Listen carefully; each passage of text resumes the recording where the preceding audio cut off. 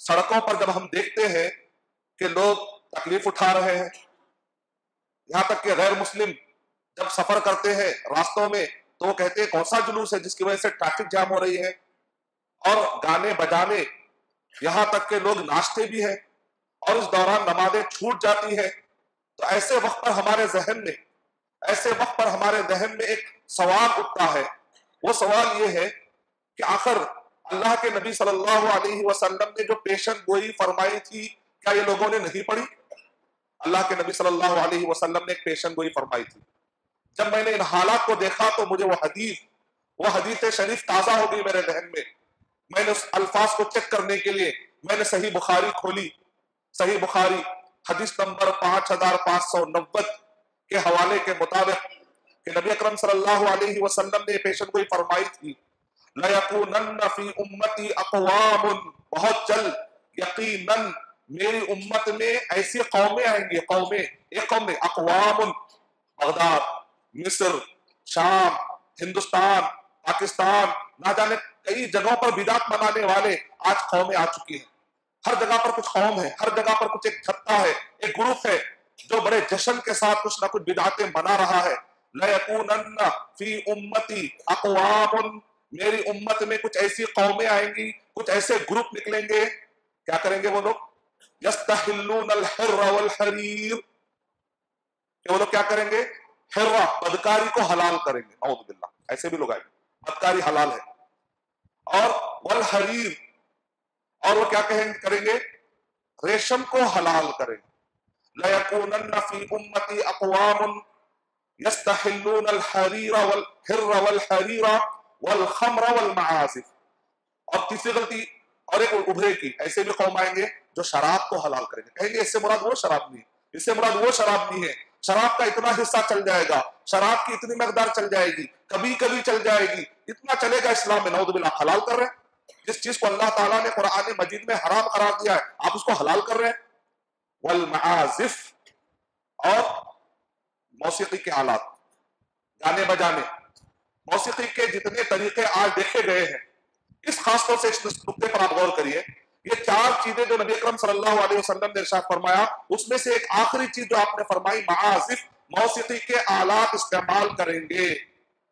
اب یہ عید میلاد النبی کے نام پر جو کچھ بھی جشن منایا جا رہا ہے، ڈی جے، ڈیجیٹل جاکیز آ رہے ہیں، جس کو ڈانس ہو رہا ہے، یہی وہ مولوی تھے جو کبھی ٹی وی حرام رکھنے کا فتویٰ دیا کرتے تھے. لیکن آج حالت یہ ہو گئی ہے کہ اجتماع سے پہلے بڑے بڑے آوازوں میں ساؤنڈ اور اسپیکرز لگا کر باقاعدہ وہاں پر اس کیفیت میں آواز بجائی جا رہی ہے کہ موسیقی کے جتنے ڈیفینیشن دنیا میں بتائے گئے ہیں وہ سارے ڈیفینیشن فٹ آ رہے ہیں. آرکیسٹرا بنایا جا رہا ہے، یہاں تک کہ بچے ناچ رہے ہیں. نمازوں کا ٹائم ہوتا ہے، فرائض ادا کرنے کی کوئی فرصت نہیں ہے، اور جب ان سے پوچھا جاتا ہے کہ یہ کیا ہے تو کہتے ہیں یہ صوفی قسم کا ایک نایاب قسم کا ڈانس ہے، یہ کوئی ناچ گانا نہیں ہے، یہ ایک رقص ہے. ایک مخصوص اصطلاح نکالی ہے. رقص کا مطلب یہ ہے کہ اللہ کے خاطر اگر آدمی جھوم جائے، محبت میں اگر جھوم جائے تو محبت میں کوئی گناہ نہیں. نعوذ باللہ، یہ تو قرآن مجید کے خلاف ہے.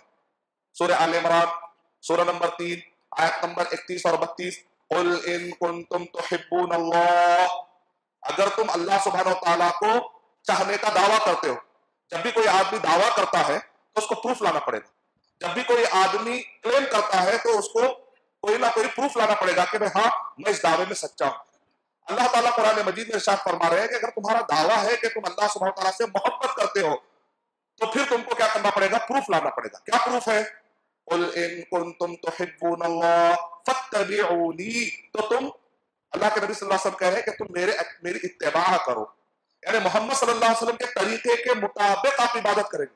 محمد صلی اللہ علیہ وسلم کے طریقے کے مطابق اگر آپ کوئی کام کریں گے تو ہی اللہ سبحانہ تعالیٰ کی محبت پوری ہوگی. میں اللہ کی محبت میں ناچوں گا، نعوذ باللہ. میں اللہ کی محبت میں گاؤں گا، نعوذ باللہ. میں اللہ کی محبت میں غلط کام کروں گا اور کہوں گا کہ محبت میں سب چلے گا، تو نہیں چلے گا. محبت میں سب نہیں چلے گا. یہ دنیاوی اصول ہے. لوگوں نے کیا بنایا؟ دشمن اور محبت میں اصول نہیں چلتے تو لوگ لا کر اس کو اسلام میں فٹ کرتے. نہیں، محبت میں بھی اصول چلتے ہیں.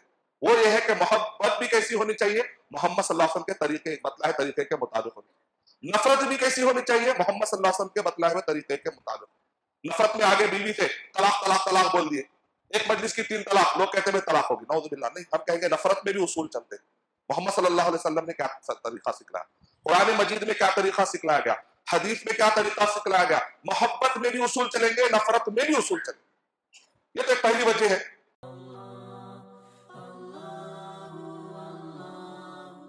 For authentic Islamic information, please log on to www.askislampedia.com.